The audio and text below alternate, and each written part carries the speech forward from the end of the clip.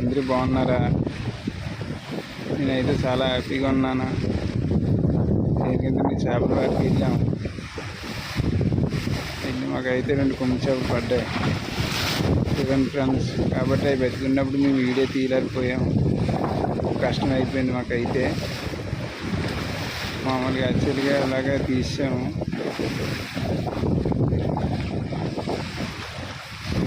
Like కొట్టండి.